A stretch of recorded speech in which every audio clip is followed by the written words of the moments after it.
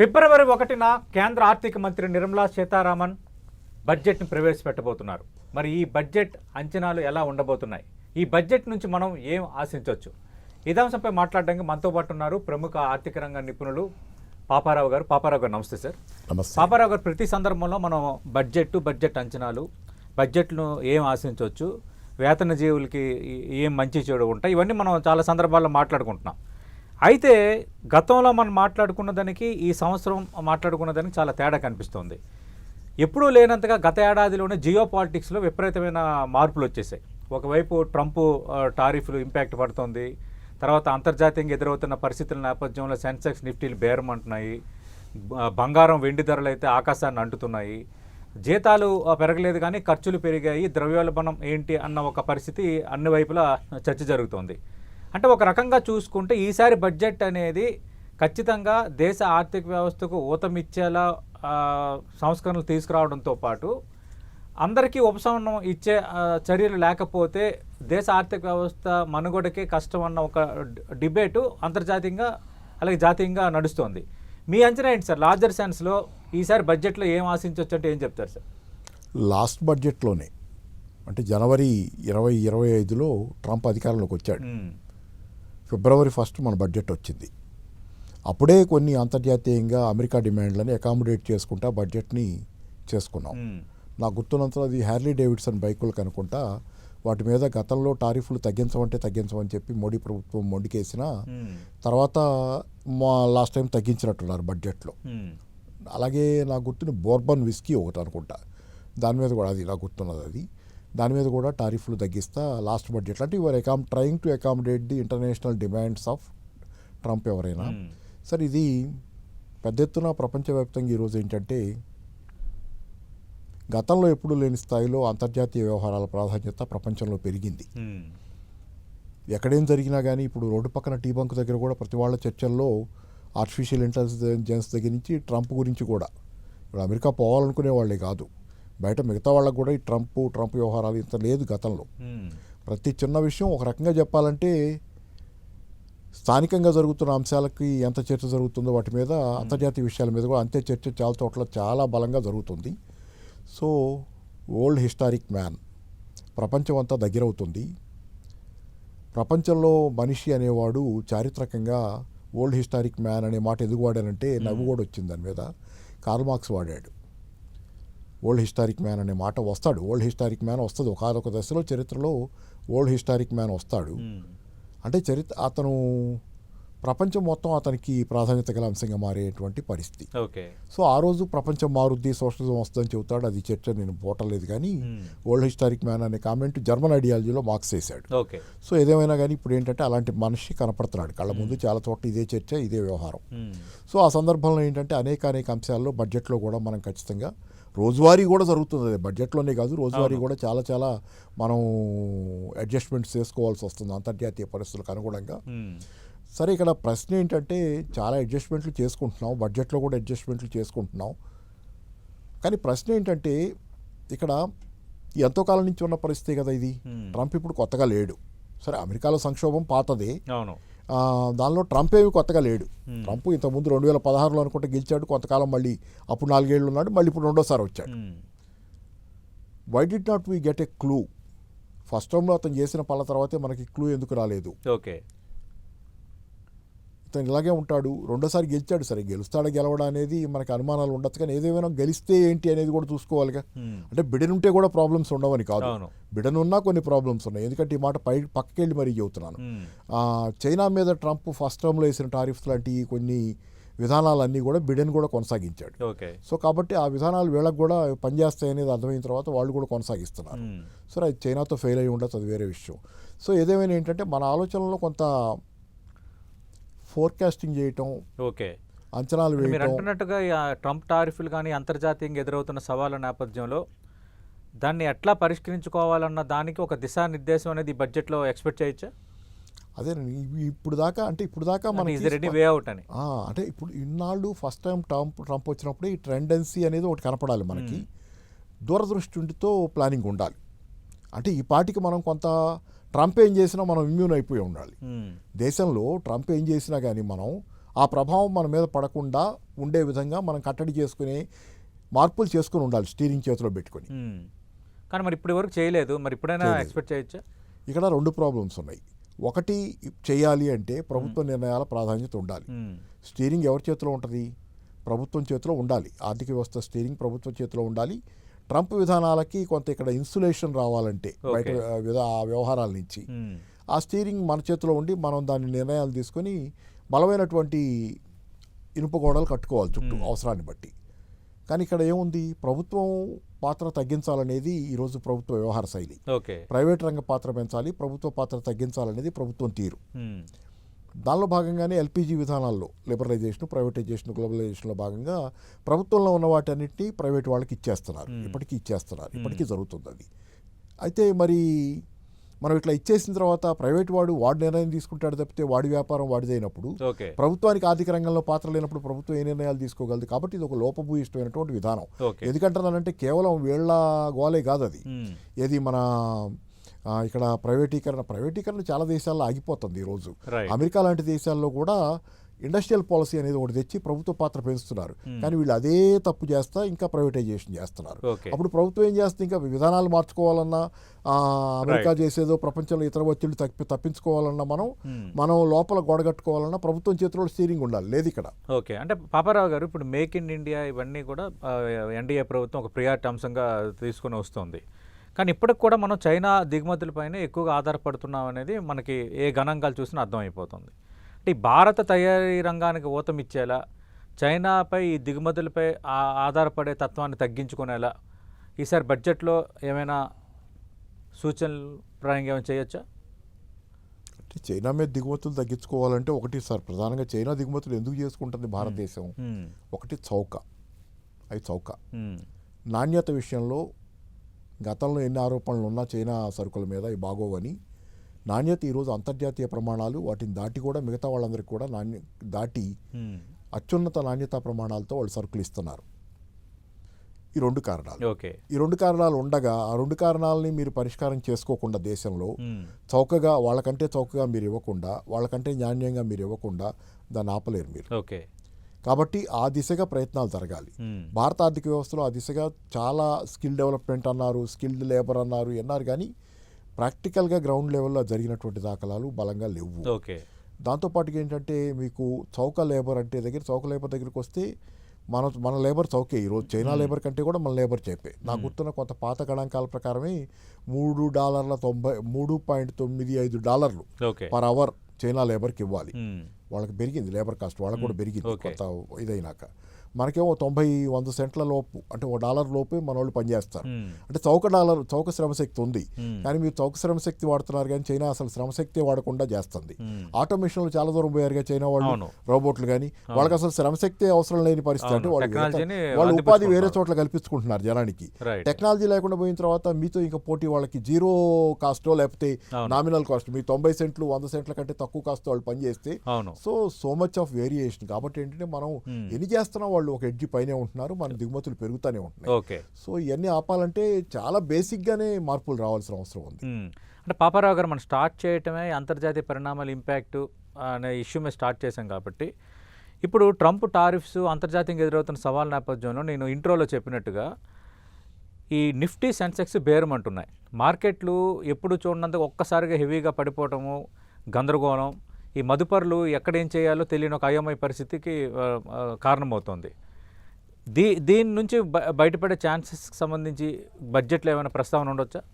అంటే ఎంత చెప్పినా షేర్ మార్కెట్ పడుతుందా లెగుస్తుందా అంటే, మన ఎకానమీ బాగుంటే బేసిక్గా ఏదో వీళ్ళు జీడిపి ఫిగర్స్ చెప్తున్నారు, హైయెస్ట్ ఇన్ వరల్డ్ చెబుతున్నారు. కానీ ఎకానమీ కనుక బాగా ఉంటే కనుక దాన్ని బట్టి దాని రిఫ్లెక్షన్. ఇప్పుడు కంపెనీలకి ఎకానమీ బాగుంటాం అంటే షేర్ మార్కెట్ చూసేది ఏంటి? షేర్ మార్కెట్లో ఉండే కంపెనీలు లిస్ట్ అయి ఉంటాయి, కంపెనీలు ఉంటాయి. ఒక్కొక్క కంపెనీలను విడివిడిగానే ఇన్వెస్ట్ చేస్తారు. కావాలంటే వాళ్ళు 10 కంపెనీలు ఇన్వెస్ట్ చేయొచ్చు, కానీ కొనేటప్పుడు ఆ కంపెనీ షేర్లు కొనుక్కుంటారు. ఆ కంపెనీ తాలూకు బ్యాలెన్స్ షీట్, అలాగే కంపెనీ తాలూకు ప్రాఫిట్స్, ఒక క్వార్టర్లో దానికి ఎంత ప్రాఫిట్స్ వచ్చినాయి, ఓవరాల్గా కంపెనీల ప్రాఫిట్స్. ఇది థర్డ్ క్వార్టర్ అనుకుంటాం, మొన్న డేటా వస్తుంది, డిసెంబర్ దాకా వచ్చింది థర్డ్ క్వార్టర్ డేటా. ఈ కంపెనీ డేటా ఏం బాగాలేదు, కంపెనీల ప్రాఫిట్స్ ఏం బాగాలేవు. బాగాలేదంటే మీరు ఎకానమీ జీడిపి ఫిగర్ ఎంత గొప్పగా చెప్పుకున్నా మీ కంపెనీల డేటా కనుక బాగాలేకపోతే అది కూడా ఒక ఫ్యాక్టరీ, మేజర్ ఫ్యాక్టరీ మీరు ఇన్వెస్ట్ చేయటంలో. ఓకే. మీకు రిటర్న్స్ రావనేది. కాబట్టి ఏమవుతుంది, మన షేర్ మార్కెట్ ఇప్పుడు వరస్ట్ పర్ఫార్మింగ్ షేర్ మార్కెట్స్లో, ఎమర్జింగ్ మార్కెట్స్లో భారతదేశం కూడా ఒకటి. చాలా షేర్ మార్కెట్లో పరిస్థితి ఎంతకంటే బాగుంది. ఆ మాటకు వస్తే రూపాయి విలువ దీని పక్కన ఉండేది షేర్ మార్కెట్తో పాటు. రూపాయి విలువ ఏషియాలో మొన్నటిదాకా నాకు కనపడ్డ డేటా ప్రకారం వరస్ట్ పర్ఫార్మింగ్ ఏషియాలోనే వరస్ట్ పర్ఫార్మింగ్ రూపాయి. అయితే ఈ మధ్యకాలంలో సెకండ్ వరస్ట్ అంటున్నారు. అదే కాదు, మీకు 3-4 నెలల క్రితం డేటా ప్రకారం ప్రపంచంలో 23 దేశాల తాలూకు గణాంకాలు చెప్పారు. ఏం చెప్పారంటే ఆ దేశాల్లో ఈ కరెన్సీలు ఉంటాయి కదా, ఈ అమెరికా డాలర్తో పోలిస్తే 23 దేశాల కరెన్సీల్లో 20 దేశాల కరెన్సీలు అప్రిషియేట్ అయినాయి, వాల్యూ పెరిగింది. ఒక 3 దేశాల కరెన్సీలు, ఒకటి నాకు గుర్తుంటే టర్కీ అయి ఉండాలి, భారతదేశం కూడా ఉంది ఆ మూడిట్లో. అంటే భారతదేశ కరెన్సీ విలువ కూడా పడిపోతుంది డాలర్తో పోలిస్తే. ఒక 20 దేశాల కరెన్సీల విలువలు పెరుగుతున్నాయి, డాలర్ విలువతో పోలిస్తే రూపాయి మాత్రం పడుతుంది. So then what is happening? ప్రత్యేకంగా రూపాయికి ఎందుకు ఈ బలహీనత ఉంది? మనం గొప్పలు చెప్పుకుంటున్నాం చాలా, మనం బ్రహ్మాండంగా ఉన్నాము, మన ఎకానమీ బాగుంది, అది అంటున్నాం, జీడిపి ఫిగర్ని చూపిస్తున్నాం. మరి అన్ని అమెరికా డాలర్ అంత బలహీన పడుతుంది ప్రపంచంలో, సంవత్సరంగా అయితే మరీ బలహీన పడుతుంది. ఆ బలహీన పడుతున్న డాలర్తో పోలిస్తే చాలా దేశాల కరెన్సీలు పెరుగుతున్నాయి, మీ రూపాయి ఎందుకు పడిపోతుంది? ఎక్కడ ఏ బలహీనత లేకుండా రూపాయి ఎందుకు పడుతుంది? చాలా పెద్ద ప్రశ్న అది. రైట్ సార్, మిగతా అంశాలు కూడా మనం మాట్లాడదాం సార్. మనం గత సంవత్సరం చూసాము, మన 87A కింద రిబేట్ని 12 లక్షల వరకు ఇచ్చారు. అంతకుముందు అది 7 లక్షల వరకు ఉండేది ఏడాదికి. ఆ రిబేట్ కారణంగా ఇప్పుడు 12 లక్షల ఆదాయం వరకు నో ట్యాక్స్. అయితే ఇప్పుడున్న పరిస్థితుల నేపథ్యంలో, కొంత ఆర్థిక వ్యవస్థ పరంగా ఎదురైన సవాళ్ళ నేపథ్యంలో ఇప్పుడు ఆ రిబేట్ని ఒక 15 లక్షల వరకు పెంచే ఛాన్స్ ఉంది, సెక్షన్ 87A సవరించే అవకాశం ఉందనేది బాగా డిస్కషన్ జరుగుతుంది. దానివల్ల మిడిల్ క్లాస్ కొంత ఊరటన ఇవ్వటం ద్వారా వాళ్ళు వైపు నుంచి కొంత ఖర్చు పెరిగి ద్రవ్యోల్బణానికి ఒక పరిష్కారం లభిస్తుందన్న అంచనా ఉందనేది ఒక చర్చ జరుగుతుంది ఢిల్లీ వైపు నుంచి. ఇది ఎనీ పాసిబిలిటీ, అలాంటి తీపి కబురు ఏమైనా అందే ఛాన్స్ ఏమైనా ఉందా? మంచిదే. మిడిల్ క్లాస్, ముఖ్యంగా ఉద్యోగ వర్గాలు, వ్యాపారులు, కొంతమంది వీళ్ళంతా కూడా ఇన్కమ్ ట్యాక్స్ స్లాబ్ పెరగాలని కోరుకుంటారు. మీరు అన్నట్టు 12 లక్షల పైన లాస్ట్ టైము రాయితీ వచ్చింది. దాంతోపాటుగా మీకు సరే ఇది దీనిలో కొంత ఈసారి 15 లక్షల దాకా పెరుగుద్దా అనే ప్రశ్న ఉంది. జరగచ్చు జరిగితే ఎందుకు జరగచ్చు అనే దగ్గర కాసేపు మాట్లాడుకునే ముందు మీకేమవుద్దంటే ఇక్కడ అది 15 లక్షల దాకా పెరిగి ఇన్కమ్ ట్యాక్స్ పేమెంట్ అంటే మనం ఆ మేర కట్టక్కర్లేదు కదా, ఆ మేర గవర్నమెంట్కి ఆదాయం తగ్గుద్ది.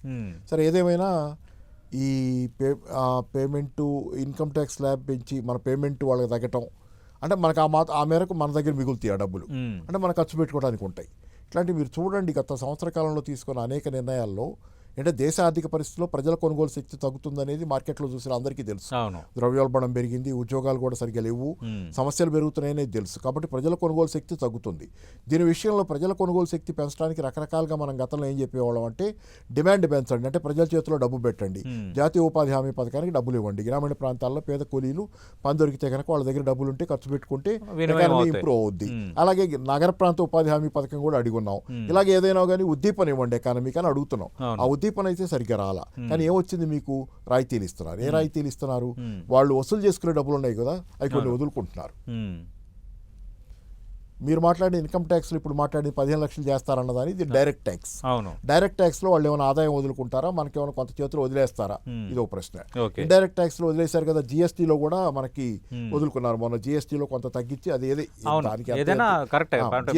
కేంద్రానికి రావాల్సిన ఆదాయం కొంత కేంద్రం రాష్ట్రాలు కూడా నష్టపోయినాయి, వీళ్ళకు ఉంది. సరే ఏదైనా కానీ వదులుకున్నారు. ఇట్లాంటి కొన్ని తీసుకున్న ప్రతి నిర్ణయంలో ఏమవుతుంది, వాళ్ళకి వచ్చే ఆదాయాన్ని వదులుకోవడానికి సిద్ధపడుతున్నారు, కానీ ఎదురు ఖర్చు పెట్టడానికి మీరు చాలా విషయాల్లో చాలా మార్పులు జరుగుతున్నాయి. జాతీయ ఉపాధి హామీ పథకం ఇందాక మాట్లాడిన దానిలో పథకాన్ని నిర్వీర్యపరుస్తున్నారు, నీరసపరుస్తున్నారు. జాతీయ ఉపాధి హామీ పథకం గ్రామీణ ప్రాంతాల్లో వచ్చే కూలీలు పనికొచ్చే కూలీలకి వాళ్ళు పనికి రావటాన్ని డిస్కరేజ్ చేస్తున్నారు. ఆధార్ అంటారు, లేకపోతే బయోమెట్రిక్ అంటారు, అదంటారు ఇదంటారు, వాళ్ళు రాకుండా చేస్తారు. ఇప్పుడేం కొత్తగానే 150 రోజులు పని ఇస్తామని మొదలుపెట్టి 150 రోజులు పని ఎక్కడ ఇవ్వగలరు? ప్రతి సంవత్సరం 50 రోజులు పని ఇవ్వటమే కష్టం అవుతుంది. ఇప్పుడు ఎవరేజ్లో 50 రోజులు పని ఇవ్వటల్లా, కొంచెం పక్క పోయిన చెప్తారు ఉదాహరణ, 50 రోజులు పని ఇవ్వటల్లా. 50 రోజులు పని కూడా ఇవ్వనప్పుడు ఇప్పుడు దానికే 86,000 కోట్లు కేటాయించి సరిపోతాయి అంటారు, సరిపుస్తున్నారు. 50 రోజుల పని మీరు అడిగిన వాళ్ళకల్లా గ్రామీణ ప్రాంతాల్లో పని ఇస్తే 86,000 కోట్లు ఇచ్చి అది మరి 150 రోజులు ఇవ్వాలంటే 3 రెట్లు ఇవ్వాలి కదా. 386,000 కోట్లు ఎంతయా? అవును. అది ఇస్తారా? అందుకని ఏంటంటే ఇవన్నీ ఏంటంటే మీరు వాళ్ళకు వచ్చే ఆదాయాన్ని కొంత కన్సెషన్ లాగా వదులుతున్నారు. వాళ్ళ సొంతదే వదులుకోవట్లేదు, రాష్ట్రాలది కూడా వదులుతున్నారు. అప్పుడెప్పుడో ద్రౌపది గురించినటువంటి ఉంది కదా, ఇది మన ద్రౌపది వస్త్రాభరణంలో తన్నోడి నన్నోడినా నన్నోడి తన్నోడినా అన్నట్టు తను వదులుకోవటం కాదు ఆదాయం, రాష్ట్ర ప్రభుత్వాల ఆదాయాన్ని కూడా తనే వదిలిపెడుతుంది కేంద్ర ప్రభుత్వం.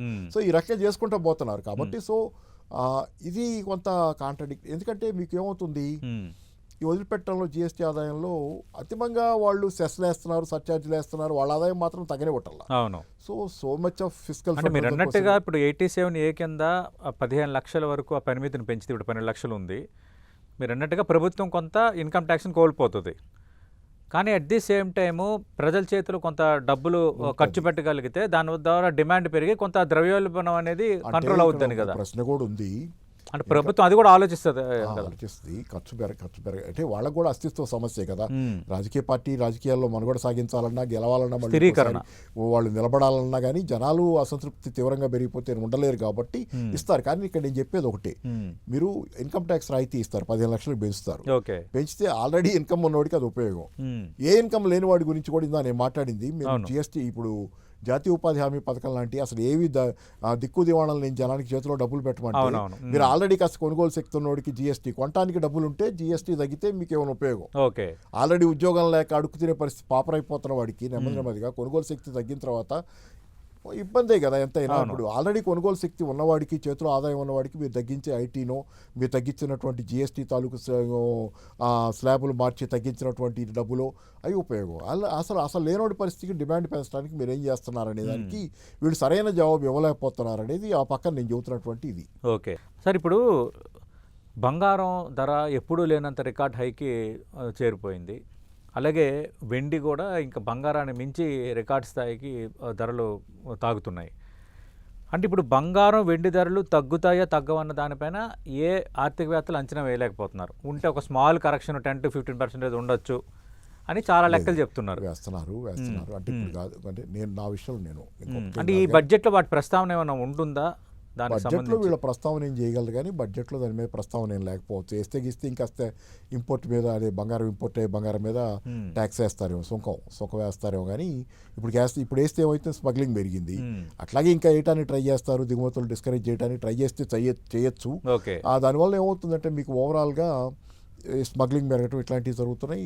సరే, ఆ ప్రాబ్లమ్స్ అంటే వాళ్ళు దాని మీద బడ్జెట్లో ప్రత్యేకంగా దాని మీద చర్చిస్తారు అనుకోరు. కానీ ఈ బంగారం వెండి పెరగటం గురించి, ఈ బంగారం గురించి అయితే నేను గత 15 సంవత్సరాలుగా నేనైతే చెప్తున్నాను, బంగారం ఈజ్ గోయింగ్ టు గ్రో, విపరీతంగా పెరగబోతుంది అనేది చెప్తానే ఉన్నాను.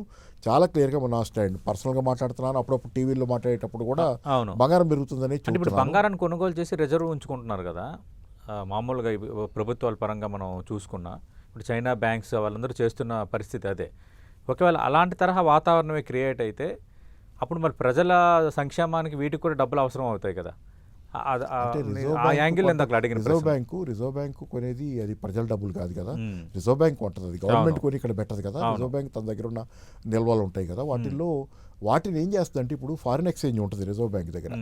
ఇన్ని లక్షలు, ఇప్పుడైతే 687 బిలియన్లు అని ఏదో ఉంది రిజర్వ్ బ్యాంక్ దగ్గర, అంత ఫారిన్ ఎక్స్చేంజ్ నిల్వలు. ఆ ఫారిన్ ఎక్స్చేంజ్ నిల్వల్లో బంగారం నిల్వలు కూడా ఉంటాయి. వాళ్ళు ఏం చేస్తారంటే ఇటు వాటిలో ఆ ఫారిన్ ఎక్స్చేంజ్ నిల్వల్లో ఉన్న ఏ పౌండ్లో ఏ డాలర్లో అమ్మి అటు కొంటారు, బంగారం కొంటారు. కాబట్టి దాని గురించి మనకేం దిగులక్కర్లా, బడ్జెట్కి ఏం సంబంధం లేదు, ప్రభుత్వం దగ్గర ఉన్న డబ్బులు వ్యవహారం వేరు. నేను రిజర్వ్ బ్యాంకు ఆ డబ్బులు మేనేజ్ చేసే ప్రాసెస్లో ఈ కరెన్సీ ఉంచుకునే కంటే బంగారం ఉంచుకుంటే సేఫ్ మనం అని చెప్పి బంగారం పెట్టుద్ది.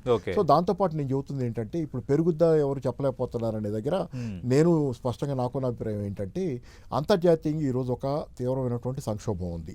సంక్షోభంలో, ఫైనాన్స్ సంక్షోభంలో చాలా తీవ్రమైన గందరగోళం ఉంది. దేశాలన్నిటి కరెన్సీలు డివాల్యూ అవుతున్నాయి.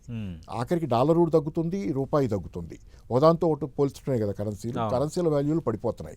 కరెన్సీ వాల్యూ పడిపోయినప్పుడు మీ దగ్గర ఉన్నటువంటి సంపద విలువ కాపాడబడాలంటే బంగారంలోనే కాపాడబడుద్ది. బంగారం అయితేనే పెరుగుద్ది, ఈ పడ్డాగానే అది పెరుగుద్ది. రెండోది ఏంటంటే మీకు ఇతర ఇన్వెస్ట్మెంట్ మార్గాలు లేవు, రియల్ ఎస్టేట్ లాంటివి పడిపోతున్నాయి. మీరు అన్నట్లు షేర్ మార్కెట్ డోల్డ్రమ్స్లో ఉంది. ఇన్ని రకాల పరిస్థితులు ఏంటంటే బంగారం పెట్టుకోవడం సేఫ్ అనేది ఈ పరిస్థితి మీరు అడిగిన అది కూడా చాలా మంది మందికి ఇంపార్టెంట్ కాబట్టి చెబుతున్నా. ఈ పరిస్థితి ఇప్పుడు అలా మారదు. 2 సంవత్సరాలు మినిమం నేను అనుకోవటం ఏంటంటే ఈ గందరగోళం ఇలాగే కొనసాగుద్ది కాబట్టి ఖచ్చితంగా బంగారం అనేది ఇప్పుడు పెరుగుతూనే ఉంటుంది. ఇప్పుడు ఆల్రెడీ అది 1,50,000 ఏదో చేరింది, ఇంకా దాటింది నిన్న మొన్న గమనించలా. సిల్వర్ ఏమో 3 లక్షలు దాటింది. సిల్వర్ కి కూడా స్కోప్ ఎక్కువ ఉంది, ఎందుకంటే silver is the new gold అంటున్నారు. Silver is the new gold అని. సిల్వర్ కి ఎందుకు స్కోప్ ఉందంటే సిల్వర్ కి ఒక 60% దాకా 59-60% దాకా ఇండస్ట్రియల్ యూసేజ్ ఉంది, పరిశ్రమల్లో వాడతారు కాబట్టి అది తగ్గేది కాదు. అది పరిశ్రమల్లో ఎలక్ట్రిక్ వెహికల్స్ అన్నింటిలో సోలార్ ప్యానెల్స్ లో సిల్వర్ లేకుండా, కాబట్టి దానికి ఆ యూసేజ్ ఉంది కాబట్టి మార్కెట్లో డిమాండ్ ఉన్నంత కాలం ఇవన్నీ అవసరమైనంత కాలం ఆ టెక్నాలజీ వాడాల్సింది. అది సో సిల్వర్ కూడా పెరుగుద్ది, కానీ సిల్వర్ లో డోల్డ్రమ్స్ ఎక్కువ ఉంటాయి. బంగారం కొంచెం కన్సిస్టెంట్ గా పెరుగుద్ది కాబట్టి ఏంటో పెరుగుతాయి. ఇప్పుడు కాదు, నాకు తెలిసిన దానిలో ఏంటంటే $7,000 పైన పెరుగుద్దని ఎవరో అంచనాలు, ఆ అంచనాలు నాకు తెలియదు. కానీ ఏదేమైనా అంటే ఇప్పుడేమో సుమారుగా 5,000కి చేరుతుంది డాలర్లకి ఔన్స్. ఎంత ఉందండి 2 సంవత్సరాల క్రితం, 2 సంవత్సరాల క్రితం $1,900 ఔన్స్ బంగారం ఉంది. ఔన్స్ అంతే డాలర్లో. అంతే సార్, మీరు అన్నట్టుగా 80,000 అంటే ఈ అన్సర్టినిటీ గ్లోబల్ గా ఈ అన్సర్టినిటీ సెటిల్ అయిన దాకా. ఎందుకంటే డాలర్ పతనం అయితే నాకు గ్యారంటీగా ఉంటుంది, నాకు గ్యారంటీ వ్యక్తిగతంగా. అది డాలర్ అనేది ఏ రాత్రికి రాత్రి అకస్మాత్తుగా పతనమైనా ఆశ్చర్యం లేనటువంటి అసెట్, కరెన్సీ. అది పతనం అవుద్ది. అది పతనం అయిందంటే అప్పుడు ఇంకా జూమ్ ఉంటుంది దీని బంగారం. అది పతనం అయ్యే స్టేజ్లోనే, అది గందరగోళంగా ఉన్నప్పుడు, ఆర్థిక వ్యవస్థ మొత్తం గందరగోళం ఉన్నప్పుడే పెరుగుతుంది. అది పడిందా ఇంకా there is no other go. అది మళ్ళీ సెటిల్ అయ్యి అంతర్జాతీయంగా దేశాల మధ్య వ్యాపారం చేసుకోవడానికి లావాదేవీలకి కరెన్సీలు కావాలి కాబట్టి రిజర్వ్ కరెన్సీ అంటాం. ఆ కరెన్సీ ఇంకోటి వచ్చిందాక, లేకపోతే ఒక బాస్కెట్ ఆఫ్ కరెన్సీస్, చైనా రెనింబీ కావచ్చు, లేకపోతే ఇంకో దేశంది కావచ్చు, కొద్ది కరెన్సీలు కలిసైనా లేకపోతే ఒకే కరెన్సీ అయినా ప్రపంచానికి రిజర్వ్ కరెన్సీగా వ్యాపారాలు చేసుకోవడానికి ఒక మధ్యవర్తిగా ఒక కరెన్సీ వచ్చిందాకా ఈ గందరగోళం సాగుద్ది. అప్పుడు దాకా గోల్డ్ పెరుగుతూనే ఉంటుంది, సిల్వర్ పెరుగుతూనే ఉంటుంది అనేది పర్సనల్గా నా స్ట్రాంగ్ బిలీఫ్. Right sir. ఇప్పుడు కేంద్ర మాజీ మంత్రి పురంధరేశ్వరి ఆ మధ్యన కేంద్ర ఆర్థిక మంత్రి నిర్మలా సీతారామన్కి ఒక రిక్వెస్ట్ చేశారు, ఒక సజెషన్ కూడా. సమస్య ఏంటంటే ఈ క్రెడిట్ కార్డుల మీద వేసే ఇంట్రెస్ట్లకు అడ్డు అదుపు లేకుండా పోతోంది అన్నది చర్చ. మామూలుగా కూడా మనం క్రెడిట్ కార్డులు తీసుకోండి అని పదే వెంటబడతారు. ఇది మీకు చాలా రకాలుగా ఉపయోగపడుతుందని. ఖచ్చితంగా ఒక రకంగా మీరు అన్నట్టుగా కొన్ని యాంగిల్స్ చూసుకుంటే కొందరికి అది ఉపయోగమే, దాన్ని సవ్య దిశలో వాడుకునే వాళ్ళకి. కానీ ఒక్క రోజు లేట్ అయినా దాని మీద పడే ఇంట్రెస్ట్లు అన్బేరబుల్ సిచ్యువేషను. ఆ దిశగా ఏమైనా ఈసారి ప్రస్తావించే అవకాశం ఏమైనా ఉందా బడ్జెట్లో? ఆ దిశగా కొంచెం ఈ క్రెడిట్ కార్డు చెల్లింపులు పైన వేస్తున్న ఇంట్రెస్ట్ల పైన కొంత ఆర్థిక మంత్రి నిర్మలా సీతారామన్ ఏమైనా ఉపశమనం ప్రకటించే ఛాన్స్ ఉందా? అంటే అవి అడుగుతున్నారు, అది కూడా బడ్జెట్ ముందు అడిగారు కాబట్టి కొంత చాలా మందికి జరుగుద్దేమో, బహుశా ఆమెకి ఏమన్నా మైండ్లో క్లూ ఉందేమో, బహుశా అట్లా అందుకే అడుగుతున్నారు అనేది జనరల్గా ఉండొచ్చు. అయితే ఈ మధ్యకాలంలో అమెరికాలో కూడా ట్రంప్ ఇదే చెప్తున్నాడు. అమెరికాలో ట్రంప్ ఏంటంటే 10%కి తగ్గించుకోండి వడ్డీ రేట్లు, 10% మించి వసూలు చేయొద్దు. ఎందుకంటే మామూలుగా 20-30% ఉన్నాయి వడ్డీ రేట్లు క్రెడిట్ కార్డుల మీద. 10%కి తగ్గించాలి, అది కూడా 1 year తగ్గించండి చాలు, ఎందుకంటే కొంచెం ఉపశమనం వస్తుంది జనానికి అనేది. సరే, ఆయన జనం గురించి ఎంత పట్టించుకున్నా ఆయనకు కూడా పదవి కావాలి కదా. సో ఆ 10% ట్యాక్స్ 10% ఇంట్రెస్ట్తో కానిమ్మంటున్నాడు. అయితే వాళ్ళు ఒప్పుకుంటున్నట్లేరు, కొన్ని కంపెనీలు ఒప్పుకోవటం ఎవరు. చూద్దాం. అయితే తర్వాత ఇక్కడ భారతదేశంలో ఏంటంటే ఆల్రెడీ జనాలు చాలా అప్పుల పాలై ఉన్నారు సార్. ఒకటి, ఓవరాల్గా ఆదాయాలు తగ్గటం కొంత కారణం. ఆదాయాలు తగ్గటం, ఆదాయాలు లేకపోవటం, ధరలు పెరిగాయి, ఆ స్థాయిలో జీతాలు పెరగలేదు, ఆదాయాలు పెరగలేదు. కొంతమందికి అసలు ఆదాయాలు లేని వాళ్ళు కూడా, అంటే నిరుద్యోగం, ఆటోమేటిక్ దానివల్ల ఏమవుతుందంటే ఖర్చుల కోసం అప్పులు చేయాల్సిన పరిస్థితి. అది కూడా సగటు భారతీయుడి పరిస్థితి. అంటే ఇక్కడ మీకు ఏమవుతుందంటే కొంతమంది తీసుకునే అప్పులు ఇంకో అప్పు తీర్చడానికి తీసుకుంటున్నారు. ఇప్పుడు క్రెడిట్ కార్డు అప్పు తీసుకుంటే, అప్పు అయి ఉంటే కనుక వేరే క్రెడిట్ కార్డు తీసుకొని ఈ అప్పు తీరుస్తున్నారు, దాని మీద డబ్బులు తీసుకొని. ఒక కార్డు మీద తీసుకున్న అప్పులు ఇంకో కార్డులో, అంటే చాలా మంది పరిస్థితి వాళ్ళు నడుస్తుంది ఏంటంటే ఒక అప్పు తీసుకొని ఇంకో అప్పు తీరుస్తున్నారు. అది ఎప్పుడెప్పుడు రొటేషన్ చక్రవర్తి అనే సినిమా వచ్చినట్టుంది, నాకు గుర్తుంది, దాసరి గారు అనుకుంటా అప్పుడు ఆ సినిమా తీసినట్టున్నారు. రొటేషన్ చక్రవర్తి అంటే అప్పులు చేస్తుంటాడు, ఇక్కడ అప్పు చేస్తాడు, ఇది చేస్తానికి ఇంకో చోట అప్పు తెచ్చి తీరుస్తాడు. ఈ సైకిల్ జనాల్లో ఇప్పుడు భారీగా ఉంది. దాంతోపాటు ఇతరత్ర చాలా ఉన్నాయి అనుకోండి. కానీ ఏదేమైనా కానీ అంటే ఇక్కడ ఏంటంటే ఒకటి, జనాల సమస్యలు పెరిగినాయి, దాంతోపాటుగా ఓవరాల్గా జనాల మనస్తత్వంలో కూడా మార్పు వచ్చింది. జనాల మనస్తత్వంలో మార్పు ఏంటంటే వాళ్ళు చేస్తున్నటువంటి బర్త్డే పార్టీలు వీళ్ళు చేస్తున్నాయి, చాలా పెద్ద ఎత్తున చాలా అంటే హడావిడి చేస్తున్నారు. ఒక మనిషి భర్త పిల్లాడి పెద్దోళ్ళవి కూడా చేసుకుంటున్నారు. అలాగే హడావిడిగా చేస్తున్నారు చాలా ఎక్స్పెండిచర్. పెళ్ళిళ్ళు కూడా అలా చాలా పోస్ట్ మ్యారేజెస్ పెరిగిపోయినాయి. చాలా అవకాశం దొరికిన ప్రతి సందర్భానికి ఒక ఫంక్షన్ చేస్తున్నారు. వాళ్ళకు ఒక పేరు పెట్టి ఏదో ఫంక్షన్ చేస్తున్నారు. ఈ రకమైన ఖర్చులు పెంచారు. అలాగే వినిమయ వస్తువులు విపరీతంగా కొంటున్నారు. వాళ్ళకి అవసరమా లేదా చూసుకోకుండా విపరీతంగా కొంటున్నారు. ఆ కొనుగోళ్ళు అన్నీ అక్యుములేట్ అయిపోయి అప్పుల పాలవుతున్నారు. ఈ కన్జ్యూమర్ సంస్కృతి హాలీవుడ్ దింపింది భారతదేశంలో. అమెరికన్ ఇదంతా భారతదేశానికి వచ్చింది. క్రెడిట్ కార్డు మీద అప్పులు చేసుకుంటాం అని. కానీ ఆదాయాలు కనపడే మార్గంగా ఉంటాయి. ఆదాయాలు ఇంకా వస్తాయని కూడా భవిష్యత్తులో లేని పరిస్థితి వస్తుంది ఇప్పుడు కొన్నాళ్ళ తర్వాత. సో ఇట్లాంటి పరిస్థితి మీరు అన్నట్టుగా అటు ట్రంప్ క్రెడిట్ కార్డుల మీద రుణాలని 10% తగ్గించుకోమని అక్కడ చెప్తున్నారు. ఇక్కడ కూడా ఒక డిమాండ్ వస్తుంది. ఖచ్చితంగా దాన్ని మెన్షన్ చేసే ఛాన్స్ ఉందా లేదా బడ్జెట్లో? ఉండొచ్చు. అంటే మనం ఎట్లా చెప్పగలం కానీ ఎగ్జాక్ట్గా బడ్జెట్లో ఆమె అడిగారు కాబట్టి పురంధేశ్వర్ గారు she a key party right MP. మీరేమంటారు ఇలాంటి ఇప్పుడున్న పరిస్థితుల్లో చేయాల్సిన అవసరం ఉందా? అంటే మీరు గతంలో చేసినవి కూడా జీఎస్టీ ఏం చేశారు? జీఎస్టీ మీద ట్యాక్స్ తగ్గించి ఆదాయం వదులుకున్నారు. అలాగే వాళ్ళు ఇన్కమ్ ట్యాక్స్ది కూడా వదులుకుంటారా అనే ప్రశ్న మనం వేసుకున్నాం. ఇప్పుడు ఇది కూడా ఇదేంటంటే వాళ్ళు వదులుకోవటం కాదు కానీ ఆ కార్డు కంపెనీలని వదులుకోమని అడుగుతున్నారు. అడగటానికి అడగచ్చు, అడిగేది ప్రపోజల్ పెట్టేది. దాని మీద చేత అయితే చట్టం చేసి నియంత్రణ పెట్టగలిగితే మరీ మంచిది. 10% కంటే ఇప్పుడు ఇది కుదరదు, వ్యవహారం కుదరదు బాస్. ఎన్నాళ్ళు నడిపారు మీరు, ఇష్టానుసారం నడిచింది. కానీ చట్టం చేయడానికి అయితే సాధ్యాలు ఉంటాయి, సాధ్యం అవుతుంది. అది చేస్తే చాలా సంతోషం, చాలా మందికి ఇప్పుడు రిలీఫ్ అది. అదే సార్, ఇప్పుడు క్రెడిట్ కార్డ్ని పక్కన పెడదాం. ఇప్పుడు మనం మిగతా లోన్లు అంటే ప్రధానంగా గృహ రుణాలు వీటన్నిటిపైన ఈ వడ్డీలు అలాగే ఉపశమనం ఇవ్వటం అలాంటిది ఏమైనా ఎక్స్పెక్ట్ చేయొచ్చా అని? ఎక్స్పెక్ట్ చేయొచ్చు. ఎందుకంటే వడ్డీ రేట్లు తగ్గించమనే డిమాండ్ చాలా కాలంగా ఈ మధ్యకాలంలో మార్కెట్లో ద్రవ్యోల్బణం కూడా కంట్రోల్లో ఉంది కదా. ఇప్పుడు ఇన్ఫ్లేషన్ కంట్రోల్లో ఉంది. సరే నెగిటివ్లో కూడా వెళ్తుంది. అది ఇన్ఫ్లేషన్ కంట్రోల్లో ఉంటావా డిఫ్లేషన్ అనేది ఇంకా తెలియదు. డిఫ్లేషన్ అంటే ఉన్నది నెగిటివ్లోకి వెళ్తుందా అనేది ఆ ప్రశ్న ఉంది. దాంతోపాటు ఏంటంటే సరే డిమాండ్ లేదా అనే ప్రశ్న, దాంతోపాటు ఇంట్రెస్ట్ రేట్లు తగ్గిస్తే మంచిదేననే డిమాండ్ బయట మార్కెట్లో ఉంది. కొంత ఇంట్రెస్ట్ రేట్లు ఈ మధ్యకాలంలో తగ్గిస్తా కూడా వస్తుంది రిజర్వ్ బ్యాంకు. మళ్ళీ కూడా ఇంకో దఫా తగ్గించమని, అది కూడా హౌస్ లోన్స్ మీద ఇంతని స్లాబ్ పెట్టుకొని దాన్ని దాటకుండా ఇంట్రెస్ట్ రేట్లు తగ్గించమని అడుగుతున్నాం. దట్ ఈస్ గుడ్, అడుగుతారు తప్పకుండా. కానీ ఇప్పుడు బ్యాంకుల ప్రాబ్లం కూడా ఒకటి ఉంది. మీరు బ్యాంకులు ఎంత ప్రభుత్వ రంగ బ్యాంకులన్నా they are commercial organisations. Public sector బ్యాంకులు కూడా కమర్షియల్ ఆర్గనైజేషన్స్. ఇప్పుడు అక్కడ ఏమవుద్ది, మీరు బ్యాంకులు జనరల్గా బయటకి అప్పిస్తే ఎక్కువ వడ్డీ వసూలు చేస్తాయి. తాము తీసుకున్న డబ్బుల మీద ఇచ్చే వడ్డీ కంటే, డిపాజిట్ మీద ఇచ్చే వడ్డీ కంటే తాము ఇచ్చిన అప్పు మీద ఎక్కువ వడ్డీ. ఆ గ్యాప్లోనే ఆ బ్యాంకుల మెయింటెనెన్స్ అంతా అవుద్ది ఆ డబ్బులతో. కానీ ఇప్పుడు మనం ఏం అడుగుతున్నాం, హౌసింగ్ లోన్ మీద ఒక లిమిట్ పెట్టండి అంటున్నాం. పెట్టారు. పెడితే మనం రెండో పక్కన కూడా మనం ఇంకో జనాల డిమాండ్ కూడా ఎలా ఉందంటే, మీరు డిపాజిట్ల మీద ఎక్కువ డబ్బులు ఇవ్వండి, వడ్డీ ఇవ్వండి. ఇప్పుడు తగ్గింది. అందుకని చాలా మంది డిపాజిట్లు బ్యాంకుల్లో పెట్టాలి, ఎక్కడెక్కడో పెడుతున్నారు తీసుకెళ్ళి. డిపాజిట్లు తగ్గింది. మీరు ఇప్పుడు డిపాజిట్ల మీద మాకు ఎక్కువ ఇవ్వండి, మా దగ్గర తీసుకునే తక్కువ తీసుకుంది అంటే బ్యాంకులకి అది బ్యాలెన్స్ అవ్వాలి కదా. కమర్షియల్ బ్యాంకులే కదా. నేను జనాన్ని విమర్శించడానికి చెప్పాలి, జనాలకి కోరికలు చాలా ఉంటాయి. కానీ మనం ఆ రకంగా ఇప్పుడు అటు ఇటు అది కొంచెం ఏంటంటే బ్యాంక్ కాస్త లాభం వస్తే ఆ ఉద్యోగస్తులు జీతాలు ఇచ్చుకుంటాయి, లేకపోతే విపరీతంగా లాభాలు గడించాలని కూడా నేను చెప్పటల్లా. బ్యాంక్ హ్యాస్ టు సస్టైన్ కదా. పబ్లిక్ సెక్టర్ బ్యాంక్ అయినా అది కమర్షియల్ ఆర్గనైజేషన్, దానికి పెద్ద పెద్ద లాభాలు చూపించలేకపోయినా కానీ మినిమం మెయింటెనెన్స్ చేసుకుంటూ పోవాలి కదా. అలా కాకుండా మనం మాకు ఇచ్చే వడ్డీ ఏమో ఎక్కువ ఇవ్వండి 9% దాకా అడుగుతున్నట్టున్నారు. మా దగ్గర తీసుకునేది తక్కువ తీసుకోమంటే అది నెక్స్ట్ ఇంపాసిబుల్. అది అట్లా జరగదు. బహుశా ఏమైనా వయా మీడియా బ్యాలెన్స్ ఏదైనా కుదిరేది, బ్యాంకులు దెబ్బ తినకుండా చేస్తే చేసుకుంటే చేయొచ్చు. ఓకే సార్, ఇప్పుడు ఆపరేషన్ సింధూర్ మనం చూసాం గత ఏడాదిలో. అటు పాకిస్తాన్తో వచ్చిన ఒక చిన్నపాటి యుద్ధం తర్వాత జియో పాలిటిక్స్ కూడా గత సంవత్సరం విపరీతంగా మారిపోయాయి. ఇప్పటికి కూడా ఇరాన్ వర్సెస్ అమెరికా మధ్య వార్ ఏమైనా వస్తుందా అన్న ఒక రకమైన వాతావరణం క్రియేట్ అయిపోయి ఉంది. అంటే ఏంటంటే రక్షణ రంగాన్ని మరోంత బలోపేతం చేసుకోవాలి. ప్రపంచవ్యాప్తంగా ఎదురవుతున్న సవాళ్ళ నేపథ్యంలో, అలాగే ఏఐ టెక్నాలజీ విసురుతున్న సవాళ్ళ నేపథ్యంలో రక్షణ రంగం అనేది ఇప్పుడు అన్ని దేశాలకు ఒక ఫస్ట్ ప్రియారిటీ అయిపోయింది.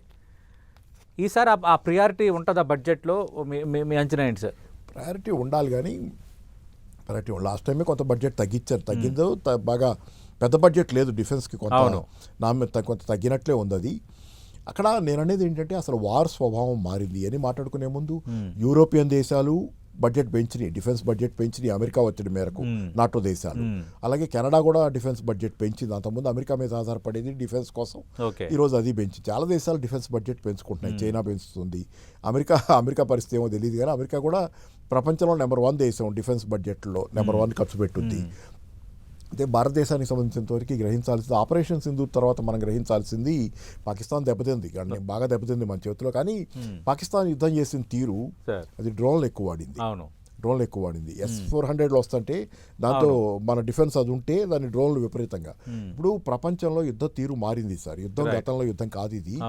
మీకు యుక్రెయిన్ రష్యా యుద్ధంలో కూడా డ్రోన్లతో అంత చిన్న బలహీనమైన యుక్రెయిన్, చిన్నదంటే బలహీనమైన యుక్రెయిన్ రష్యాని వాళ్ళు ఎలా పోరాడింది. యుద్ధం స్వభావం ఎసిమెట్రిక్ వార్ఫేర్. అంతకంటే ఇంట్రెస్ట్ ఏంటంటే వెనిజులా అధ్యక్షుడిని టేక్ ఆఫ్ చేయడానికి మేము ఒక కొత్త రకమైన టెక్నాలజీని వాడాము. ఇది ట్రంప్ నిన్న చేసిన ప్రకటన. ఆ కొత్త రకమైన టెక్నాలజీ వల్ల వెనిజులా సైనికుల ఆయుధాలు పని చేయకుండా ఆగిపోయాయి, ఇంతకు మించి నేను చెప్పనని ట్రంప్ అన్నారు. మరి నిజమో కాదో కానీ ఇప్పుడు చైనాతో యుద్ధం చేస్తే బాగుంటుంది. ఆ తరహా టెక్నాలజీలు అయితే అందుబాటులోకి వచ్చినాయో లేదో మనం అక్కడ కూడా వాళ్ళ హ్యూమన్ సోల్జర్ కూడా అక్కడ ఉన్న అతను ఏదో చెప్పాడని అన్నారు, అది పేపర్లో కూడా వచ్చింది. అదంతా ఉంటే మరి చైనాతో యుద్ధం చేయకపోతే వెలుగులో కిడ్నాప్ ఎందుకు అవసరమే ఉంది నీకు? చైనాతోనే చేసుకోవచ్చుగా యుద్ధం, ఏదో రష్యాతో చేసుకోవచ్చు కావాలంటే, నీకు ఇంత తగాదా ఉంది కదా. అక్కడ చేయకుండా వచ్చి ఇక్కడ చేసి వెనిజులా మీద చేసి ఏదో ఉంది కదా, చిన్న చిన్న వాళ్ళ మీద చూపించి పెత్తనం, చాలా బలహీనలు దుర్బలం మీద పెత్తనం చేసి నేను కింకాంగ్ని దారాసింగ్ అని చెప్పుకుని ఉపయోగం ఏముంది? నువ్వు యుద్ధం ఏదో అక్కడ యుద్ధం కూడా కాదు కదా, అది లిఫ్టెడ్, ఎయిర్ లిఫ్టెడ్. మరి అది గ్రీన్లాండ్ మీద చేస్తా. గ్రీన్లాండ్ ఎంతమంది ఉన్నారు? 57,000 మంది ఉన్న దేశం అది. దాని మీద యుద్ధమే చేయక్కర్లా. నువ్వు గట్టిగా పోయి అక్కడ చుట్టూ ఉంటుంటే అక్కడ చేయగలిగింది కూడా ఏం లేదు. వాళ్ళ మీద చేస్తున్నావు తప్పితే మరి రష్యాతో చైనాతో ఎందుకు పోవు నువ్వు? తైవాన్ మీదకి వస్తున్నాను అంటున్నాడు కదా రష్యా వాడు, చైనా వాడు చుట్టుముడుతున్నాడు, విన్యాసాలు చేస్తున్నాడు. ఓ మరి అక్కడికి పో, నీకు అంత మంచి సైనిక కొత్త ఆయుధాలు ఉంటే కనుక అట్టే పో. అందుకని ఇవన్నీ వాళ్ళ దగ్గర అంతకంటే మించినవి ఉన్నాయేమో, డోంట్ నో. ఈ కాదు అసలు వార్ స్వభావం మారిపోయింది. ఎసిమెట్రిక్ వార్ఫేర్ వచ్చిన తర్వాత ఒక డ్రోన్ ఉంది, ఒక డ్రోన్ తయారు చేయడానికి $100 ఖర్చు అయితే ఒక పెద్ద షిప్ ఉంది. అదే కదా యుక్రెయినియన్స్ చేసింది రష్యాతో. ఒక పెద్ద షిప్ ఉంది, ఒక ఆపరేషన్ సింధూర్ $400 పెర్ఫార్మెన్స్ మనం చూసాం, ప్రపంచం మొత్తం మాట్లాడుకుంది. కాదు అంటే నేను అంటే ప్రియారిటీ ఎట్లా ఇస్తున్నారు నేను ఎసిమెట్రిక్ వార్ఫేర్ అంటే ఏంటో చెప్తే మనకి అసలు వార్ఫేర్ ఎలా మారింది, దానిలో ఆ కొత్త వార్ఫేర్ కోసం మనం ఎట్లా బడ్జెట్లో ఎట్లా చేసుకోవాలంటే. ఎసిమెట్రిక్ వార్ఫేర్లో ఒక బలహీనమైన $200 పెట్టి తయారు చేసిన డ్రోను ఒక $1,000 ఖరీదు చేసి ఒక షిప్ను ముంచేస్తుంది. అంటే మీరు బలహీనమైన డబ్బులు వార్ఫేర్ మారింది. మీ దగ్గర డబ్బులు లేకపోయినా, మీరు దుర్బలమైన ఆర్థిక వ్యవస్థ ఉన్న దేశమైనా, బలవంతమైన దేశాలను నీకు పెద్ద ఆయుధాలు ఉన్న బలమైన శక్తివంతమైన ఆయుధాలు ఉన్న దేశాన్ని ఎదుర్కోవచ్చు. ఇప్పుడు అందుకని ఏంటంటే మీకు ఇప్పుడు కావాల్సింది ఖరీదైన ఆయుధాలు కాదు. మన పోయి అమెరికా పోయి కూడా అయ్యే విమానాలు కొనుక్కొస్తానని మోడీ గారు ఖరీదైనవి కాదు, తెలివిగా పనిచేయగల ఆయుధాలు, చిన్న తక్కువ ఖర్చులోనైనా శత్రువుని దెబ్బ కొట్టగలిగి. ఎందుకంటే అది మనం ముఖ్యంగా డిఫెన్స్ కోసం పోతున్నాం. మనం భారతదేశం ఎవరి మీద కావాలని ఎవరి మీదకి యుద్ధానికి పోలేదు కాబట్టి మనం డిఫెన్స్ కోసం ఉన్నాం, మనం రక్షణ చేసుకుంటున్నాం. రక్షణ చేసుకున్నప్పుడు ఖరీదైన ఎక్కర్లా. మీరు అఫెన్స్ కోసం కావాలంటే అమెరికా కొన్ని పెద్ద షిప్పులు అవి కావాలేమో, మీరు అవి ముంచేయడానికి ఇదేం అక్కర్లా, మీరు ఇది కావాలి, సింపుల్ ఇది. అందుకని ఏంటంటే మీకు యుద్ధం స్వభావం మారింది. దానిలో తక్కువ ఖర్చుతో యుద్ధం చేయొచ్చు అన్నప్పుడు రేపు పొద్దున పాకిస్తాన్ పరిస్థితి బాగుంటే కనుక ఆ తక్కువ ఖర్చు యుద్ధానికే ప్రయత్నం చేస్తుంది మన మీద. అంటే మన దగ్గర శక్తివంతం S-400 సరే, S-400 డిఫెండ్ చేస్తుంది ఇప్పుడు, కానీ డ్రోన్ల స్వామ్ వస్తే 1000 డ్రోన్లు ఒకేసారి వచ్చి పడితే S-400 మేబీ ఒక లిమిట్ దాటి దానికి కూడా కెపాసిటీ ఉండదు కదా. సో ఇవన్నీ కూడా దృష్టిలో పెట్టుకుని మారుస్తున్నారు. ఆల్రెడీ దేశంలో కూడా సాఫ్ట్వేర్ మారుతుంది. చాలా కంపెనీలు దేశీయంగా కూడా అనేక కంపెనీలు వచ్చినాయి. చాలా కొత్త సాఫ్ట్వేర్తో కొత్త రకాలుగా ఆయుధాలు తయారు చేస్తున్నారు. దే ఆర్ డిఫెండింగ్ అస్. కాబట్టి యుద్ధ స్వభావం మారిన దాని ప్రకారం మన డిఫెన్స్ సెక్టర్లో కూడా, రక్షణ శాఖలో వీటిలో కూడా చర్చ నడుస్తుంది. యుద్ధం స్వభావం మారింది. గత యుద్ధాలు కాదు ఇది. నేను గతంలో కూడా ఒక పుస్తకం చదివి ఉన్నాను, అందుకని నేను ఇప్పుడు కాదు, ఒక 5-6 ఏళ్ల క్రితమే ఎసిమెట్రిక్ వార్ఫేర్ మీద ఒక పుస్తకం ఉంది సపరేట్గా, చదివాను అది. కాబట్టి చదివిన దాని మీద అప్పటి నుంచి మొన్న అప్లై చేసి మాట్లాడటం. సరే, ఏదైనా ఏంటంటే యుక్రెయిన్లో జరుగుతుంది, రష్యాతో యుద్ధం, ఎసిమెట్రిక్ వార్ఫేరే. సో ఇవన్నీ దృష్టిలో పెట్టుకొని మనం ఆలోచించుకుంటే యుద్ధ స్వభావం, రోబోట్లు వస్తున్నాయి, రోబోట్ సైన్యం వస్తుంది, రోబోట్ల సైన్యం, మనుషులు కూడా బాగోకర్ల వారికి. అదే కాదు, సివిలియన్స్ ఫైట్ చేసే ఇది గతంలో సైన్యం ఫైట్ చేసేది, ఒక దేశం సైన్యం ఇంకో దేశం సైన్యం. అవును. ఇప్పుడు అలా కాదు, ఇక్కడ కూర్చొని నేను గనక ఎక్స్పర్ట్ అయితే సాఫ్ట్వేర్లోనో దాన్ని ఉపయోగించడంలోనో లేకపోతే టెక్నాలజీలోనో ఎక్స్పర్ట్ అయితే అవును. ఒక కంట్రోల్ రూమ్లో కూర్చొని కూడా నేను యుద్ధం చేస్తుంటా. రైట్. ఇప్పుడు సైబర్ అటాక్స్ నథింగ్ బట్ అదే ఈ సైబర్ అటాకే కాదు, మనం రోబోట్ని ఆపరేట్ చేస్తుంటాను నేను ఇక్కడ అవును, కూర్చొని. అవును. అది ఎక్కడో బోర్డర్లో ఉంటుంది, నేను ఇక్కడ నుంచి ఆపరేట్ చేస్తుంటా. నేను బోర్డర్ యుద్ధరంగంలో ఉండను. అవును. కాబట్టి సివిల్ పాత్ర కూడా పెరిగింది. యుద్ధం అంటే ఈ రోజు కేవలం సైనికులు చేసేది కాదు. Right. ఒక దేశం మొత్తంగా విద్యావంతులై ఉంటే గనక, చైతన్యవంతులై ఉంటే గనక, ఈ టెక్నాలజీ వాడగలిగిన వాళ్ళైతే మొత్తంగా దేశం చేసే యుద్ధం అది. రైట్. సరే, ఇప్పుడు 2 తెలుగు రాష్ట్రాలకి ఏం ఆశించవచ్చు అన్నది కూడా మాట్లాడదాం. అందుకంటే ముందు ఈ మధ్యకాలంలో మనం చూసాం, అంటే భార్యాభర్తలు కలిసి ఒకే ఐటీఐఆర్ని ఫైల్ చేయొచ్చు, అలాంటి నిబంధన తేబోతున్నారు అని.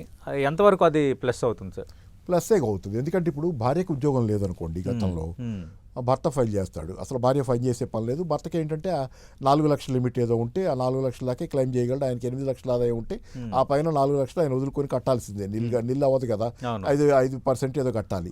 ఇప్పుడు కనుక భార్యను కూడా చూపిస్తే 4 లక్షలు పంచుకొని 8 లక్షలు చూపిస్తే ఇద్దరి మీద 8 లక్షలకి లిమిట్ అది ఎగ్జామ్షన్ క్లెయిమ్ చేస్తే మొత్తం కట్టే పని లేదు. సో మంచిదే ఇది. చాలా దేశాలు ఇంత ముందే ఉంది. అమెరికా లాంటి దేశాలు ఇవన్నీ అసలు యూనిట్ కదా సార్, కుటుంబమే యూనిట్ కదా. మీరు అన్నిట్లో కుటుంబాన్ని యూనిట్ గా చూస్తారు. పెద్దంలో వ్యవసాయ ఆదాయాలు చూడాలంటే కుటుంబం యూనిట్ అన్నిట్లో. కానీ వ్యక్తులు మళ్ళీ ఇన్కమ్ ట్యాక్స్ దగ్గర వ్యక్తిని ఎందుకు చూస్తున్నారు విడిగా? సీదా ఫ్యామిలీ. దాని వల్ల మంచిదే అది. రైట్. సరే, ఇప్పుడు 2 తెలుగు రాష్ట్రాలు కూడా కీలకమైనవే. ప్రతిసారి బడ్జెట్ వచ్చేటప్పుడు తెలంగాణ, ఆంధ్రప్రదేశ్ ఎక్స్పెక్టేషన్స్ కొన్ని ఉంటున్నాయి. మీ అంచనా ఏంటి? ఇప్పుడు ఆంధ్రప్రదేశ్లో ఆల్రెడీ అక్కడ ఇక్కడ కూటమి ప్రభుత్వం ఉంది, ఎన్డీఏ ఉంది ఆంధ్రప్రదేశ్లో, కేంద్రంలో కూడా ఎన్డీఏ ఉంది. ఎలాంటి అడ్వాంటేజ్ ఉండొచ్చు? చంద్రబాబు చాలా అడ్వాంటేజెస్. ఒక రకంగా అక్కడ గవర్నమెంట్ కూడా మిడ్ ఇయర్, ఆంధ్రప్రదేశ్ గవర్నమెంట్కి ఇంకా టైం ఉంది. టైము 3 ఏళ్ళు ఉంది కదా. అవును. ఏదేమైనా కానీ ఏంటంటే ఆంధ్రప్రదేశ్ గతంలో పొత్తు పెట్టుకున్నప్పుడు వేరు. చంద్రబాబు గతంలో బీజేపీతో పొత్తు పెట్టుకున్నప్పుడు అప్పటి ఎన్డీఏ పరిస్థితి వేరు, ఇప్పటి ఎన్డీఏ పరిస్థితి వేరు. గతంలో చంద్రబాబు పొత్తు పెట్టుకున్న ఇద్దరు అవసరం ఉంది తప్పితే అక్కడ బీజేపీ అవసరం పెద్దగా ఏమి, బీజేపీకి చంద్రబాబుతో అంత డిపెండెన్స్ లేదు. పొత్తు పెట్టుకున్నారు ఆంధ్రాలో ఎంటర్ అవటం కోసం ఏదో ఒకటి. అయితే ఇక్కడ ఈసారి చంద్రబాబుతో బీజేపీకి చాలా అవసరం ఉంది. అది కేంద్రంలో నిలబడాలంటే బీజేపీకి చంద్రబాబు కావాలి. కాబట్టి ఈ సందర్భంలో చంద్రబాబు ఆల్రెడీ కావాల్సినవి తెచ్చుకోగలుగుతున్నాడు. ఆయన లాస్ట్ బడ్జెట్లోనే అమరావతి కోసం అది అప్పే కానీ 15,000 కోట్లు అయితే ఒప్పించగలిగాడు. ఇట్లాంటివన్నీ చేసుకోగలుగుతున్నాడు. అంటే 2027 కల్లా పోలవరం కంప్లీట్ చేస్తామని ముఖ్యమంత్రి అనౌన్స్ చేశారు. ఇక్కడ సమస్య ఏంటంటే పోలవరం ప్రాజెక్టు దాదాపు కంప్లీట్ కావచ్చిందన్నది గుడ్, మనం ఎర్లీగా కావాలని కోరుకుందాం. R&R ప్యాకేజీ దగ్గరే అసలు మతలబ్ అనేది దాగుంది. అది ఇంకా అడ్రస్ చేయాల్సింది ఉంది కేంద్రం అనేది ఒక చర్చ. మరి కేంద్రం RR ప్యాకేజీని పూర్తిస్థాయిలో అడ్రస్ చేయకుండా పోలవరం ప్రాజెక్టు 2027లో అమలుకు సాధ్యమేనా? ఈ బడ్జెట్ పైన ఆంధ్రప్రదేశ్ కూడా ఎక్కువగా అంచనాలు పెట్టుకుంది. అంటే కోర్టులు అడ్డం వస్తాయి అనేది అది ఏదైనా ఇప్పుడు చాలా చర్చలు ఉన్నాయి కదా. గతంలో ఉన్న అమరావతి రాజధాని, తర్వాత దక్షిణ కోస్తా రైల్వేకి సంబంధించి కొంత నిధులు కేటాయింపు. అదే కాదు, మీకు ఇప్పుడు ఎప్పటి నుంచో ఉన్నది ఏంటంటే మాట మనం వింటుంటాం. ఇప్పుడు మనం గ్రౌండ్ లెవెల్లో చూడలేం. కానీ నాగార్జున సాగర్ ప్రాజెక్టులో తొలగించబడ్డ వాళ్ళకి, అక్కడ డిస్ప్లేస్ అయిన వాళ్ళకి ఇప్పటికీ చాలా వరకు జరగలేదు. అదే ఇప్పుడు కొత్తగా అది విశాఖ స్టీల్ ప్లాంట్ అప్పుడు జరిగిన వాళ్ళకి మరి అట్లాంటప్పుడు ఇంకా ఆర్&ఆర్ ప్యాకేజ్ అనేది మనం ఎంత మాట్లాడుకున్నా గతం నుంచి జరుగుతున్న చరిత్ర అంతా ఒకసారి డిస్ప్లేస్ అయిన తర్వాత మీకు ఏం జరుగుద్ది అనేది ప్రశ్నార్థకంగానే ఉంది. కాబట్టి దాంతో మరి అది కొంత ఆటంకం కావచ్చు. కానీ మరి ఐ డోంట్ నో. ఇంతకుముందు మన సాగర్ ప్రాజెక్ట్ పూర్తయింది కదా, విశాఖ స్టీల్ ప్లాంట్ కూడా ఏర్పడింది కదా. సో చూద్దాం ఏమవుద్దో. కానీ అది కాదు. కానీ చంద్రబాబుకి అయితే చాలా లీవే ఉంది కేంద్రం దగ్గర. ఆయన అయితే చేసుకోగలుగుతున్నాడు, బాగానే చేసుకోగలుగుతున్నాడు. సక్సెస్ఫుల్గా తనకు కావాల్సినవి చాలా వరకు ఆయన ఎజెండా, ఆయన పద్ధతి ఆయనకు ఉంటుంది కదా, ఆ పద్ధతిలో ఆయన చేసుకుంటున్నాడు. తెలంగాణ విషయానికి కొంచెం పాజిటివ్గా ఉండొచ్చు. చేశారు. ఎలక్షన్ ఇయర్ ఇంకా దూరం ఉంది కాబట్టి మరి ఎంతవరకు అది కూడా మాట్లాడబోతున్నాము, అది కూడా మనం మాట్లాడదాం. తెలంగాణ తెలంగాణకు వచ్చేసరికి ఏం జరగచ్చు సార్? తెలంగాణ అంటే సౌత్ తల్లి ప్రేమ ఆల్రెడీ కనపడుతుంది కదా. గవర్నర్ ఎందుకని చాలా పాజిటివ్గా ఉంటున్నాడు గవర్నమెంట్తో, రేవంత్ రెడ్డి గవర్నమెంట్. గవర్నర్ అయితే పాజిటివ్గానే ఉంటున్నాడు. గతంలో మనం గవర్నర్కి టీఆర్ఎస్ గవర్నమెంట్, కేరళ, తమిళనాడు, కర్ణాటకతో పోల్చుకుంటే కాన్స్టిట్యూషనల్ బాడీ అది. అయితే గతంలో టీఆర్ఎస్ ఉండగా గవర్నర్ పాత్ర తమిళసై గారు కాస్త ఘర్షణ ఉంది కదా ఇక్కడ. అవును. సో మరి దాన్ని బట్టి చూస్తేనేమో కేంద్రం తెలంగాణకి ఇస్తుందేమో అని అనిపిస్తుంది. సానుకూలంగానే ఉందేమో గవర్నర్ తీరుని బట్టి. ఓకే. కానీ లాస్ట్ టైం కూడా పెద్ద చేసిందేమీ లేదు, తెలంగాణకు కూడా ఏ ప్రస్తావనే లేదు, అసలు ఏం చేయాల. గ్రాంట్స్ వీళ్ళు ఎక్స్పెక్ట్ చేసిన గ్రాంట్స్ కూడా రావట్లా. టీఆర్ఎస్ ఉన్నప్పుడు ఎట్లాగైతే గ్రాంట్స్ సరిగ్గా ఇవ్వలేదో తెలంగాణకి, ఎక్స్పెక్టెడ్ ఇంత ఉంటాయి కదా, ఇన్ని గ్రాంట్స్ వస్తాయి మాకు అంచనా వేసుకుంటారు, రాలా అప్పుడు. అట్లాగే ఇప్పుడు కూడా కాంగ్రెస్ వచ్చిన తర్వాత కూడా అదే పరిస్థితి ఉంది. ఈ మధ్యకాలంలో వీళ్ళు కూడా గొడవ చేస్తున్నారు కదా, మాకు అది ఇవ్వలేదు కేంద్రంతో, మాకు రావాల్సింది రావటం లేదనేది చర్చిస్తున్నారు, పోతున్నారు, మాట్లాడుతున్నారు, నడుస్తున్నాయి. కానీ ఈసారి కూడా అంటే నేను అనుకోను పెద్ద తెలంగాణకి ఏమైనా వస్తాయని. ఓకే. తెలంగాణకి ఏమైనా వస్తాయని నేను అనుకోను. ఇప్పుడు దాని గురించి అంటే అన్లెస్ అది డబుల్ ఇంజన్ ఉంటే తప్పితే మిగతాదంతా ట్రబుల్ ఇంజన్ అనేది అది కొంత ఇబ్బందికరమైన వాతావరణం ఉంది. మేము ఉంటే తప్పితే మేము చేయమనేది. సరే అది కాబట్టి ఏంటి, తెలంగాణకి ఏమవుతుంది, స్టీల్ ఫ్యాక్టరీ వస్తుందా, ఉంది కదా డిమాండ్ ఒకటి. అలాగే ఇంకా రకరకాల డిమాండ్లు ఉన్నాయి. ఒక ప్రాజెక్ట్ని జాతీయ ప్రాజెక్టుగా గుర్తించమని ఇట్లా మాట్లాడి మనం ఎంతకాలం నుంచి మాట్లాడినా చూడాలి, తెలియదు మరి. ఓకే. అంటే పాపారావు గారు, ఇప్పుడు మనం చూసాం అంటే బడ్జెట్కి సమీపంలో ఏవైనా రాష్ట్రాలు ఎన్నికలు ఉంటే కొంత బడ్జెట్లో దానికి ప్రియారిటీ పెంచడం, లేదంటే రైల్వేలు ఇవ్వడం, ఏదో సంథింగ్ జరుగుతూ వస్తుంది. ఎన్డీఏ టైంలో కూడా దానికి ఏమి అది భిన్నంగా ఏమీ లేదు పరిస్థితి. ఇప్పుడు అప్కమింగ్ మనం చూస్తే కేరళ, తమిళనాడు, అలాగే కొంచెం వెస్ట్ బెంగాల్, ఈ 3 ప్రధాన రాష్ట్రాల ఎన్నికలు ఉన్నాయి. వెస్ట్ బెంగాల్ అత్యంత కీలకంగా భారతీయ జనతా పార్టీ భావిస్తోంది. తమిళనాడు, కేరళలో పట్టు పెంచుకోవాలన్నది వాళ్ళ టార్గెట్. ఖచ్చితంగా ఈ బడ్జెట్లో ఈ 3 రాష్ట్రాల ఎన్నికలు దృష్టిలో పెట్టుకొని ఒక ప్రియారిటీ ఇచ్చే ఛాన్స్ ఏమైనా ఉంటుందా? అంటే వెస్ట్ బెంగాల్ బాగా ఇస్తారు. వెస్ట్ బెంగాల్ ఎందుకంటే దగ్గరికి వస్తున్నాం అనే అంచనా ఉంది, హోప్ ఎక్కువ ఉంది. అపోజిషన్ మెయిన్ అపోజిషన్ వాళ్ళే, హోప్ ఎక్కువ ఉంది కాబట్టి అక్కడ కొంత బీహార్లో గతంలో 1,500,000 కొత్తలో 1,20,000 కోట్లు వాళ్ళు ప్యాకేజ్ అట్లాంటిది ఏదో ప్రకటిస్తారు. అధికారంలో రాకపోతే అది ఇవ్వరు, వాళ్ళు వస్తే చేస్తామంటారు. మరి అక్కడ బీహార్లో ఏం చేశారు నాకు గుర్తులేదు, కానీ అట్లాంటిది ఏదో ప్రకటించడం, లేకపోతే మేనిఫెస్టో ఎట్టుకుంటూ ఉంటుందిగా.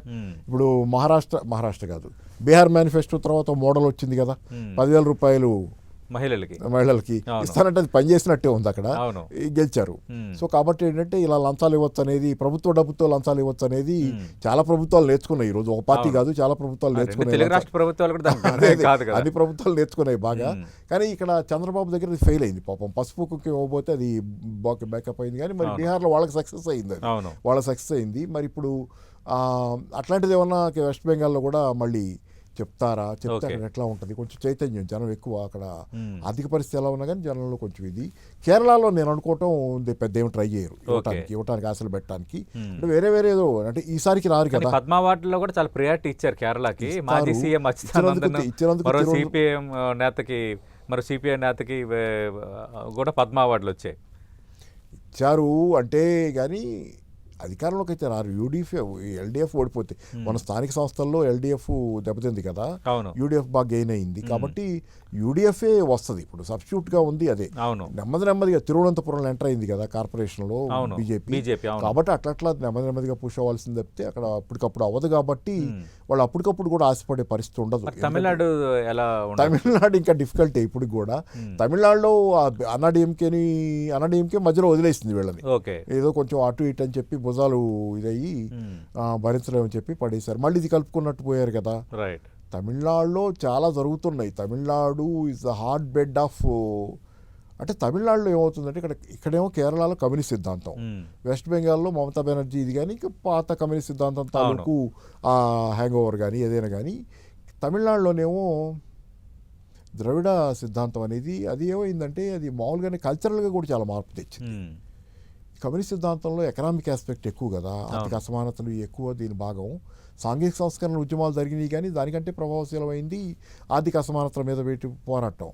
కానీ నేను అనుకోవటం పర్సనల్గా నాకున్న వ్యక్తిగతమైనటువంటి అభిప్రాయం తప్పే కావచ్చు, కానీ తమిళనాడులో ఒక కల్చరల్గా భారీ ఎత్తున anti Brahmin, anti upper caste ఇంత జరిగి తలకిందులైపోయిన దాన్ని మళ్ళీ మొత్తంగా అంటే మరి వాళ్ళు మేనేజ్ చేయడం కొంచెం అక్కడ కల్చరల్ ఆస్పెక్ట్ ఎప్పుడైనా మేనేజ్ చేయడం కష్టమే. రైట్. ఇది బీజేపీ స్ట్రెంత్ దేనిలో ఉందంటే కల్చరల్ ఆస్పెక్ట్లోనే ఉంది కదా దేశం మొత్తం మీద. అవును. మిగతా ఏం చేసినా కల్చరల్ ఆస్పెక్ట్. తమిళనాడులో కూడా అదే కల్చరల్ ఆస్పెక్ట్ బీజేపీకి అగెనిస్ట్ వర్క్ చేసేది ఉంది. రైట్. కాబట్టి అంత ఈజీ కాదు తమిళనాడు. అవును. ఇట్ ఈస్ ఏ హార్డ్ కానీ మీరు అన్నట్టు కొంచెం టచ్ చేయొచ్చు, కొంచెం అంటే టచ్ చేస్తారు, ఆకర్షించడానికి ప్రయత్నం చేస్తారు. మేము మీతో ఉన్నామన్న ఒక అంటే signal వెస్ట్ ఇవ్వడానికి. బెంగాల్ తర్వాత ఎక్కువ ప్రయత్నం చేసేది తమిళనాడు తమిళనాడు. కావచ్చు, రైట్. కేరళలో కంటే కూడా తమిళనాడు కావచ్చు. రైట్. మోడీ ఫోకస్ కూడా ఎక్కువగా అలాగే అలాగే కనిపిస్తుంది. ఉండొచ్చు. వాళ్ళు కూడా అది రైట్. మీరు అన్నట్టుగా ఈసారి బడ్జెట్ అన్ని రకాలుగా కొంత సమ్మిళితంగానే ఉండే అంటే ఛాన్సెస్ ఇక్కడ ఉన్నాయి. వీళ్ళ నేను ఒక చివరి కామెంట్ ఏంటంటే Okay. ఎంతకి రాజకీయాల గురించి ఆలోచిస్తున్నారు ఎక్కువ బీజేపీ వాళ్ళు.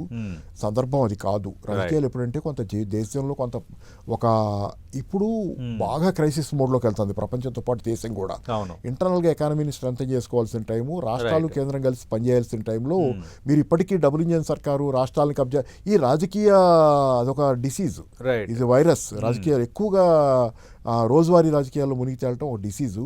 ఆ డిసీజ్లోనే మనం ఉన్నాం. అది ప్రమాదకరం. ఈరోజు మనం ఆలోచించాల్సింది ఉమ్మడిగా దేశం మొత్తం సమస్యలను ఎలా ఎదుర్కోవాలనేది. కాబట్టి ఆ లోపం ఉంది బీజేపీ రాజకీయాల్లో బలంగా. రైట్. థ్యాంక్ యూ పాపారావు గారు. థ్యాంక్ యూ అండి. మనం చూస్తున్నాం ఈసారి బడ్జెట్లో అద్భుతాలు ఏమీ జరగవు, కానీ కొన్ని తీపి కబుర్లు, కొన్ని ఉపశమనాలు ఉండే ఛాన్స్ ఉందని పాపారావు గారు అంచనా వేస్తున్నారు. గ్లోబల్గా అంటే అంతర్జాతీయంగా ఎదురవుతున్న సవాళ్ళ నేపథ్యంలో భారత్ ఏ విధంగా సంసిద్ధం కావాలన్నది ఒకటి. రెండు, ఆర్థిక వ్యవస్థను పరిపుష్టం చేసే దిశగా ద్రవ్యోల్బణాన్ని తగ్గించడానికి ఎలాంటి చర్యలు తీసుకోవాలి, అలాగే వేతన జీవులకు ఉపశమనం ఇవ్వటం అనేది. అలాగే నాలుగో అంశం, రాబోతున్న 3 రాష్ట్రాల ఎన్నికల నేపథ్యంలో ఖచ్చితంగా వాటిని కొంత ప్రియారిటైజ్ అంశంగా చూస్తారంటున్నారు. ఇక ఐదో కీలకమైనది 2 తెలుగు రాష్ట్రాలకు ఏం చేయబోతున్నారు అనేది అత్యంత కీలకం. 2027 కల్లా పోలవరం కంప్లీట్ చేస్తామంటున్నారు. అలాగే ఆర్ఆర్ ప్యాకేజీకి సంబంధించి ఇంకా దాదాపు ఒక 60% అడ్రస్ చేయాల్సిన అంశం ఉంది. కాబట్టి దానికి ఉపశమనంగా కొంత ఏమైనా అనౌన్స్ చేస్తారా? అలాగే ఆంధ్రప్రదేశ్లో దక్షిణ కోస్తా రైల్వేకి సంబంధించి గత సంవత్సరం కేటాయింపులు అంతంత మాత్రంగానే ఉన్నాయి. అది పూర్తిగా యాక్టివ్ అవ్వాలంటే నిధులు అవసరం అనేది ఒక చర్చ ఉంది. అమరావతి రాజధానికి సంబంధించి ఇంకా ఆంధ్రప్రదేశ్ ప్రభుత్వం కేంద్రం పైన పూర్తి స్థాయిలో ఆశలు పెట్టుకున్న వాతావరణం కూడా ఉంది. తెలంగాణ కూడా గ్రాంట్స్ సరైన రీతిలో రావట్లేదన్న ఒక ఆరోపణ కేంద్రంపై చేస్తున్న నేపథ్యంలో 2 తెలుగు రాష్ట్రాల ప్రస్తావన, రైల్వే ప్రాజెక్టుల కేటాయింపులు అనేవి కూడా అత్యంత కీలకంగా ఉండబోతున్నాయి. మరి చూద్దాం అవి నిజం కాబోతున్నాయా లేదా అన్నది. కానీ లార్జర్ సెన్స్లో చూస్తే ఆర్థిక వ్యవస్థని గాడిలో పెట్టడము, తర్వాత అంతర్జాతీయంగా ఎదురవుతున్న సవాళ్ళ నేపథ్యంలో మనం ఏ విధంగా సంసిద్ధం కావటం, ఇదే మెయిన్ మోటోగా బడ్జెట్ ఉండే ఛాన్స్ ఉందని పాపారావు గారు చెప్తున్నారు. ఇది ప్రీ బడ్జెట్పై 10 టీవీ స్పెషల్ ఇంటర్వ్యూ.